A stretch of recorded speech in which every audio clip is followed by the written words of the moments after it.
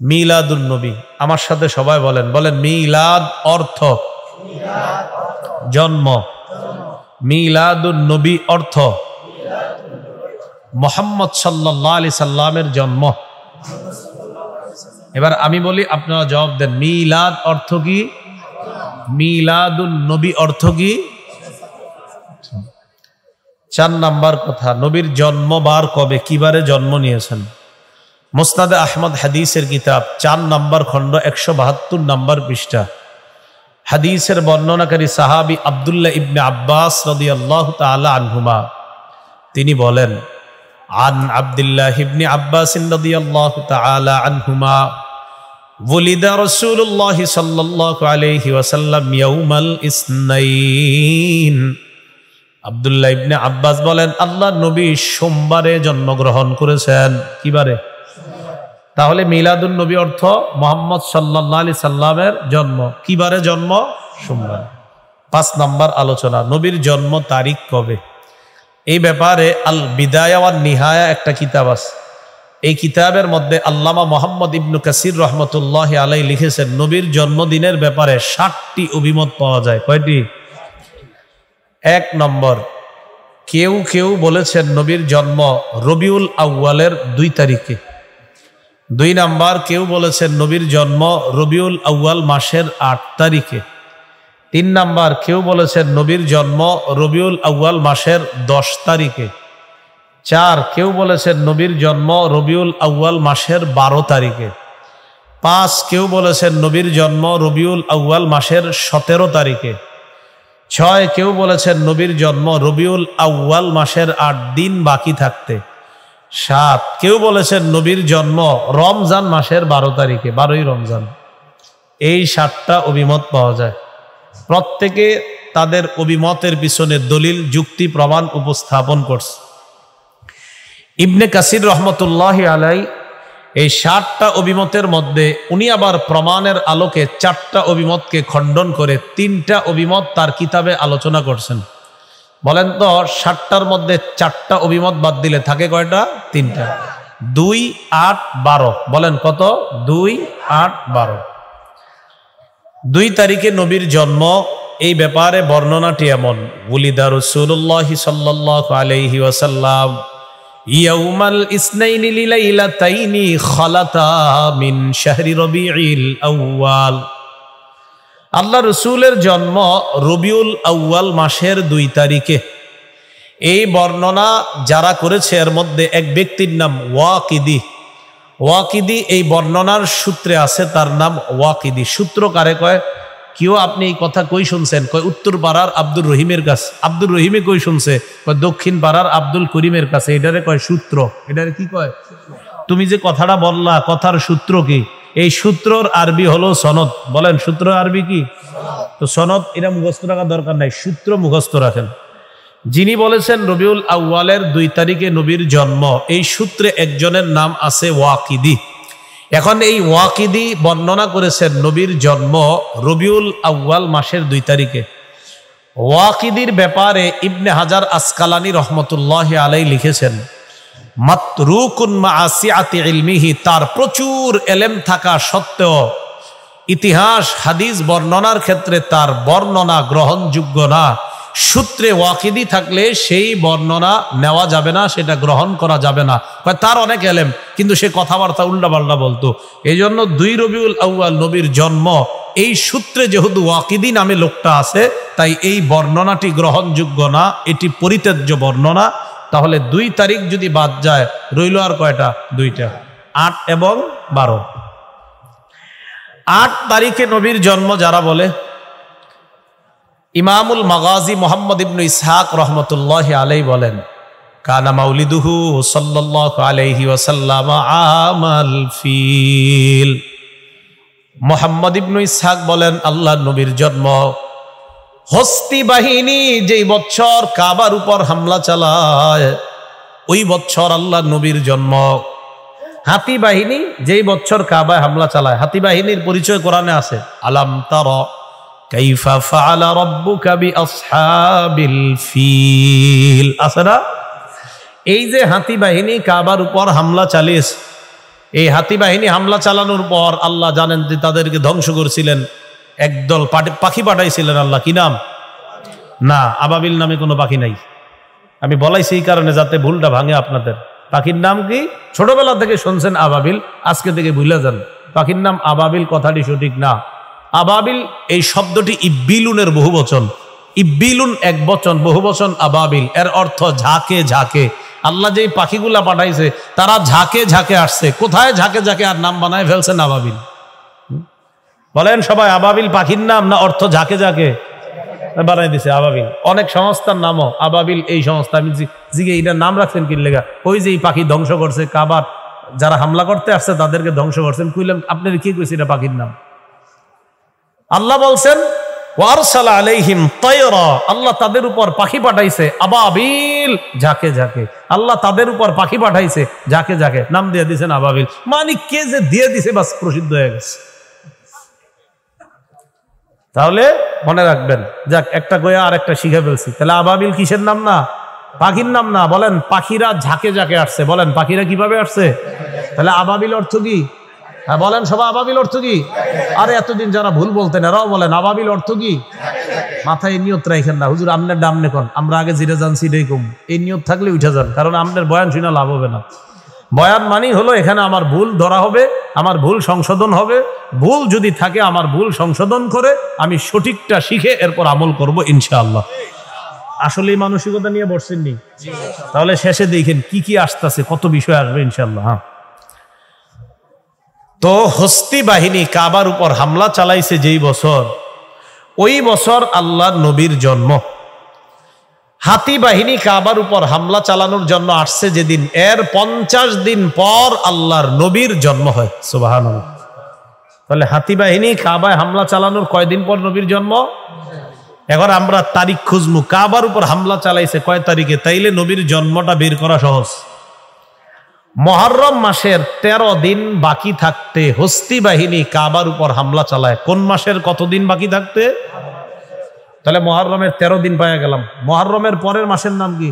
সফর।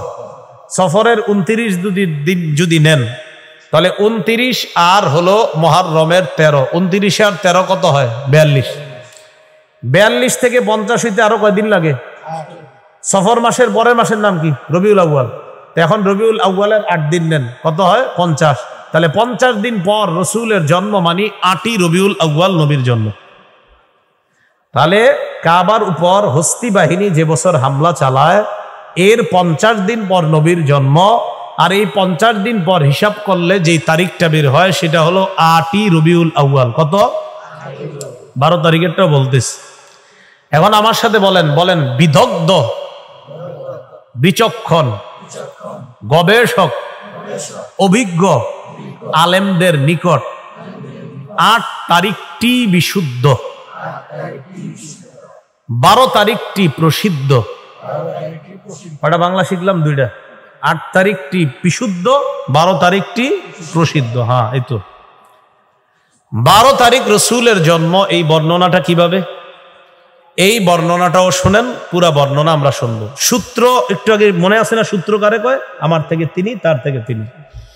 ওয়ালিদা রাসূলুল্লাহ সাল্লাল্লাহু আলাইহি ওয়াসাল্লাম ইয়াউমাল ইসনাইনিস সানি আশারা মিন শাহরি রবিউল আউয়াল। আল্লাহ নবী 12ই রবিউল আউয়াল জন্মগ্রহণ করেছেন। বর্ণনা 12ই রবিউল আউয়াল নবীর জন্মগ্রহণ। এই বর্ণনাকারী যিনি, তার নাম আফফান। বলেন কি নাম? তাহলে আমরা আফফানের সূত্রে জানলাম নবীর জন্ম 12ই রবিউল আউয়াল। প্রশ্ন, আফফান আপনি কোত্থেকে জানলেন? তো আফফান যার থেকে জানছে তার নাম হলো সাঈদ। বলেন কি নাম? ওই যে সাঈদ থেকে আফফান জানছে, আর আফফান আমাদেরকে জানায় দিছে। তাহলে ওস্তাদের নাম সাঈদ, ছাত্রের নাম আফফান, আর আফফান আমাদেরকে জানায় দিছে নবীর জন্ম 12ই রবিউল আউয়াল। তাহলে দুই ব্যক্তির নাম জানলাম। আফফান, বলেন তো আফফান যার থেকে বলছে তার নাম সাঈদ।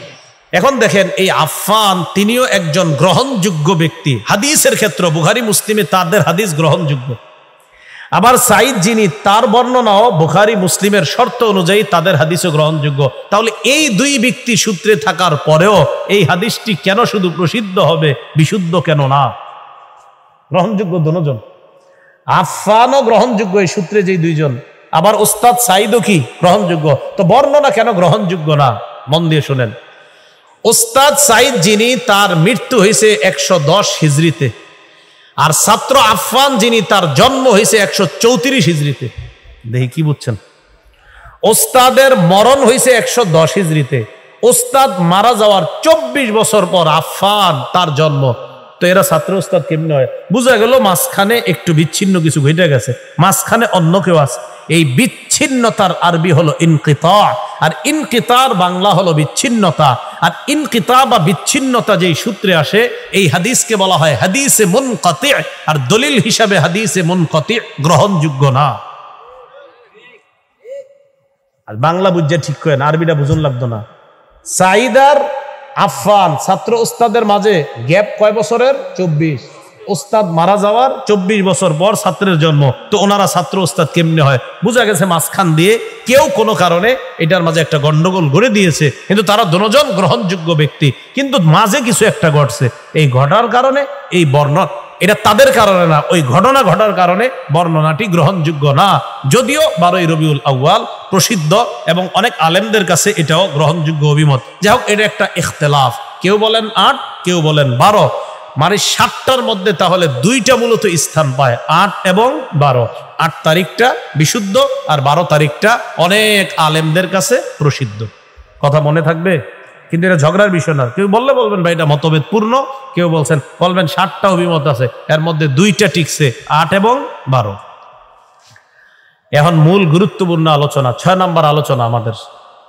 সে আলোচনাটি হলো রসুলের জন্মদিনকে কেন্দ্র করে আনুষ্ঠানিক বাৎসরিক অনুষ্ঠান কবে থেকে শুরু হলো? আমার সাথে বলেন, ইরাক দেশে, বলেন মসুল শহরে বাদশাহ আবু সাঈদ আবুল খাত্তাব নামে এক হুজুরের মাধ্যমে 604 হিজরিতে সর্বপ্রথম রসুলের জন্মদিনে বাৎসরিকভাবে অনুষ্ঠান পালন করা শুরু করেছেন। তাহলে রসুলের জন্মদিন কেন্দ্র করে বাৎসরিক অনুষ্ঠান কত হিজরিতে? সবাই কন কত হিজরি? আবার কন কত হিজরি? তাহলে নবীর জন্মদিনে বাৎসরিক অনুষ্ঠান কত হিজরি থেকে শুরু হয়েছে? কোন দেশে? ইরাকে। কোন শহরে? মসুল। যিনি করেছেন সর্বপ্রথম বাদশাহ, তার নাম আবু সাঈদ মুজাফফর কাউকারি, পুরা নামটা। তার মৃত্যু 630-এ। আর যে হুজুরের মাধ্যমে শুরু করছে তার নাম আবুল খাত্তাব ওমর ইবনে দিহিয়া, তার মৃত্যু 633 হিজরিতে। এই আবুল খাত্তাব ওমর ইবনে দিহিয়ার ব্যাপারে ইবনে হাজার আসকালানি বলেন, কাসীরুল ওয়াকিআতি ফিল আইম্মাতি ওয়াস সালাফ মিনাল উলামা। এই লোকটা অতীতের উলামায়ে কেরামদেরকে নিয়ে খুব জঘন্য ভাষায় কথাবার্তা বলতো। কে? এই আবুল খাত্তাব নামক হুজুরের কথা ইবনে হাজার বলতেছে, যিনি বুখারী শরীফের ব্যাখ্যা লেখছে। তিনি বলে, কাসীরুল ওয়াকিআতি ফিল আইম্মাতি ওয়াস সালাফ মিনাল উলামা। অতীতের উলামায়ে কেরামদেরকে নিয়ে সে খুব বাজে মন্তব্য করত। খবিসুল লিসান, তার ভাষা ছিল খুব খারাপ। বর্তমান যুগেও দেখবেন আহলে হক আলেমদের বিরোধিতা যারা এই মাইকে করে, তারা সব দলিলে না পারলে শেষ অস্ত্র হিসাবে মুখের ভাষাটা খারাপ করে হাজার হাজার মানুষের সামনে আহমদ শফী রহমতুল্লাহর নাম সহ অনেকের নাম ধরে ধরে অশ্রাব্য ভাষায় গালিগালাজ করে চ্যালেঞ্জ ছুড়ে দেয়। শেষ অস্ত্র গালিগালাজ। জানে যে গালিগালাজ করলে ওলামায়ে কেরাম কথা বলবে না, কারণ গালিগালাজ যে করে এরে ওলামায়ে কেরাম বলবে ভাই এরে থামাও, কারণ এর সাথে কথা বললে এ আরো গালি দিবে। কিন্তু গালিগালাজ যে করে এটা কিন্তু এই কেন করে? ওই যে একটা পরম্পরা আছে গালিগালাজটা করার, কারণ বেদাতের আবিষ্কারক যে হযরত, এই হযরতের মুখের ভাষা ছিল খারাপ। তাই বর্তমান যুগে বেদাতীদের সবচেয়ে বড় একটা সৌন্দর্যতা হলো, এটা সৌন্দর্য থেকে অসৌন্দর্যতা, তাদের মুখের ভাষা হয় খারাপ। নাইলে পরীক্ষা করেন, আমি কিন্তু কোনো বেদাতির নামও বলি নাই, কিচ্ছু বলি নাই, আপনি কথাবার্তা শুনলেই বুঝবেন। আল্লাহ বুঝার তৌফিক দান করেন। শাদীদুল কিবরি, লোকটা প্রচন্ড টাইপের অহংকারী ছিল। মুতাহাওয়িরান, লোকটা প্রচন্ড অলস ছিল, আর বুঝাইতো আমি সবচেয়ে বেশি পারি, আমি খুব বেশি পারি, এরকম সে বুঝাইতো। তাহলে সবাই বলেন তো, মিলাদুন নবী অর্থ কি? জন্ম। কিবারে? কয় তারিখে? 8 বা 12? 8 হতে পারে বা 12। আচ্ছা, নবীজির জন্ম তারিখকে কেন্দ্র করে আনুষ্ঠানিকভাবে বাৎসরিক অনুষ্ঠান কবে থেকে শুরু? 4 হিজরি। কোন দেশে? শহরের নাম মসুল, বাদশার নাম শুধু আবু সাইদ, মনে রাখলে হবে। পুরা নাম আবু সাইদ মুজাফফর কাউকারি, আরো কিছু আছে। আর যে হুজুরটার মাধ্যমে শুরু করছে তার নাম আবুল খাত্তাব, পুরাটা যদি মনে রাখতে পারেন ওমর ইবনে দিহিয়া। এই 6টা আলোচনা গেল। এবং মূল আলোচনা 7 নাম্বার, আমার সাথে বলেন, আমরা নবীজির জন্মদিনে সেই আমল করব যে আমল নবীজি তার জন্মদিনে করেছেন। তাহলে এই বিষয়টা সুন্দর না? নবী যদি তার জন্মদিনে যে আমল করে আমরাও এটা করবো, তো আর কোনো সমস্যা নাই। এটা আমরাও করব, আমরা সবাইরে দাওয়াত দিব, ভাই চলো আমরা ঝগড়া বাদ দিয়ে নবী যা করছে তার জন্মদিনে আমরাও তা করি, তাহলে আর ঝগড়াও থাকলো না, সুন্নত আদায় হয়ে গেল। ঠিক না? আল্লাহ আমাদেরকে এই ঠিক সহ বোঝার তৌফিক দান করেন।